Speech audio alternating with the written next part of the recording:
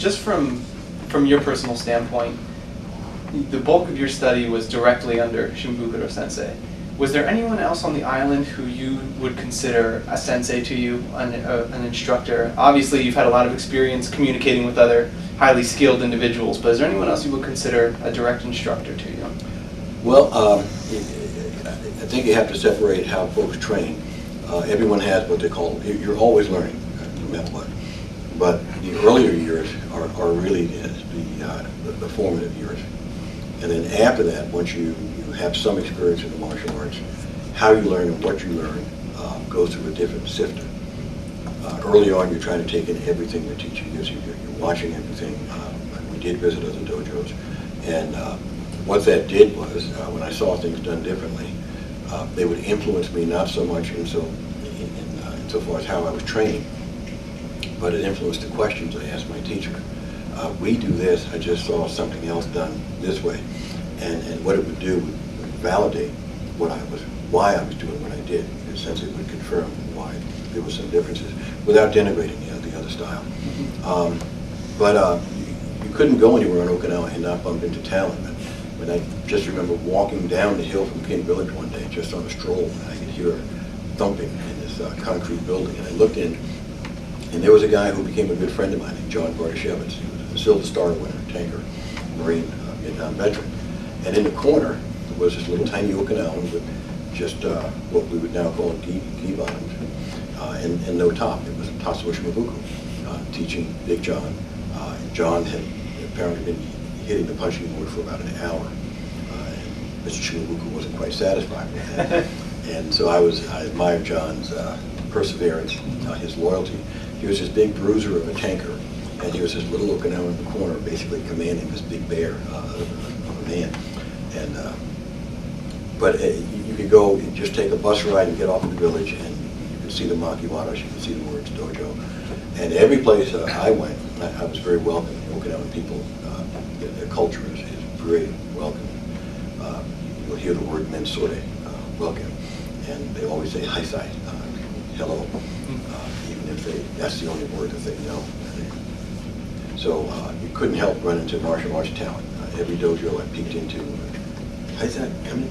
And everybody that I saw actually was certainly much better than I was. And there was no concern about grades or titles, or no one ever mentioned I mean this association or that association. Just I studied Skoshi karate. That's just a little karate. So that attitude influenced me as well. The talent of those Okinawan instructors must have been fairly evident for all these very skilled, very tough Marines to decide to become a student of these small, seemingly diminutive individuals. True. Now, some Marines didn't see what was right in front of them. Some figured, I can probably get some sort of belt before I leave Okinawa. And so they would take the path of least resistance. Where's the closest dojo? Sometimes that was right on the base itself. We were contracting, the Marines were back then, for senseis to come on the base. Most Marines didn't have a clue that they had the opportunity to study for maybe $5 a month, $8 a month, with a 10th degree black belt. I was just taking karate lessons at the gym, and that was something that they would toss around in the barracks as a piece of the macho mystique of Marines. And there were others who did realize what they had in front of them. I always liken it to maybe a physics student just happened to bump into Albert Einstein. It has the opportunity, because most of the folks that I saw in Okinawa, the high-level ones, were just extraordinary skill-wise. And the key part was that they wanted to transmit it to you. There were no restrictions that I ever saw between a sensei sharing with a dedicated student who wanted to learn.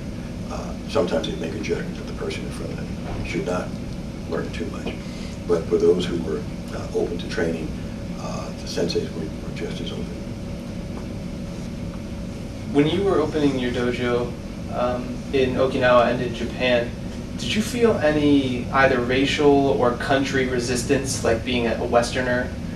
Did you feel any resistance to that? Was there a little bit of a shunning of your school, or were people trying to suggest that people not attend your school just simply because of your background? kind of interesting. 1976, 1977, my second tour on Okinawa. I was stationed at a place called Camp Tourist, which was distant from Camp Hansen. So it was quite a distance to my teacher's dojo. And since I had been with him, I was not what you would call a senior dan, but had a little grade. So he trusted me to open a satellite dojo aboard Camp Maturias.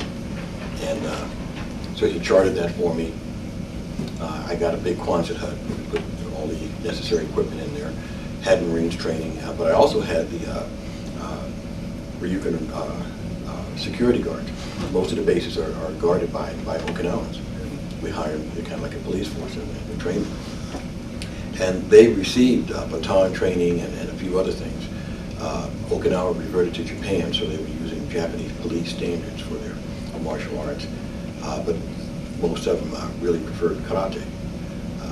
So they arranged so that if they took classes from a Marine on a Marine camp, that they could be done during work time. So they didn't have to come after hours, because family's very important on Okinawa. They were very open once they found out who my teacher was. It was also important for them, for their personal prestige, that they were instructed by a Marine officer. And not, I don't know, that was important to them. No, the only time I ever had any resistance, I was in a bar. I don't drink and I don't smoke, but I was in a bar because it was owned by one of the security guards. His wife was the cook there, and she was the bartender. And there was one very drunk Marine, and I was introduced as the owner's sensei. And he looks over at me and he sees this American. You Okinawa boy, son? No, I'm New York boy, son. You know karate sensei. So I'm just chuckling at this because the guy's just having a good time. Mm-hmm. Well, the owner is just mortified. He's embarrassed, you know. My God, my sensei could have killed me. People. So I said, I'll be right back.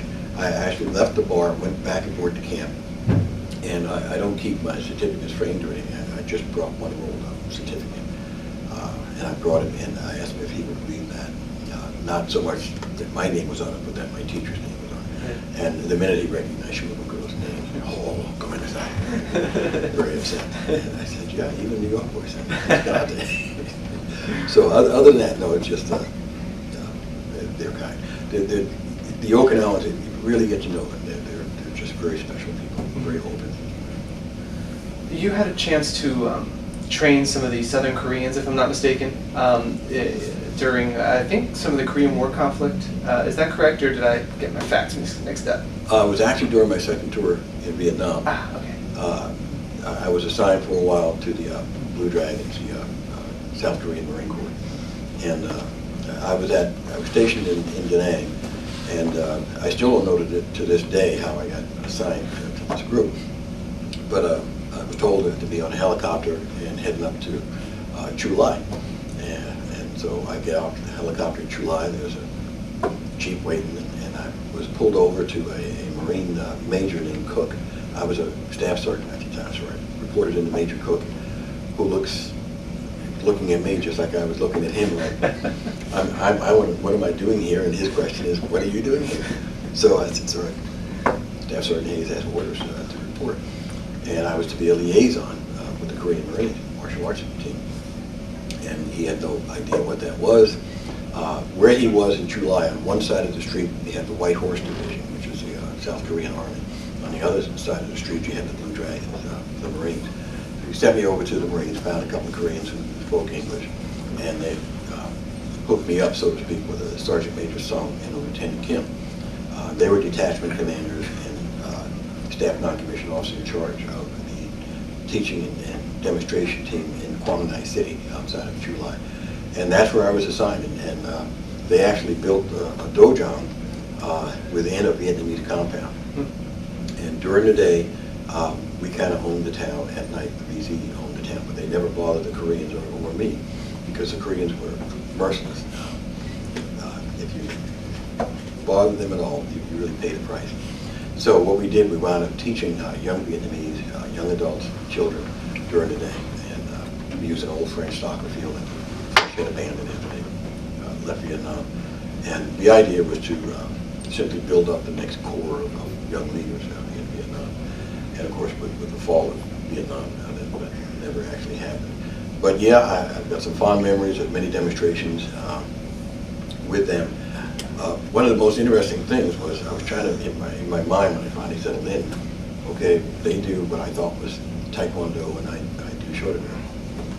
Well, they didn't subscribe to what we would call competition Taekwondo. They did the aerial stuff for demonstrations, but their martial arts were just as solid as the Okinawans. Very strong punching, very strong low line kicking, and I was really surprised. Very practical, very practical. And they would joke about, yeah, when I was in college, I used to fly. No more. So very hardcore, and I came to really respect them.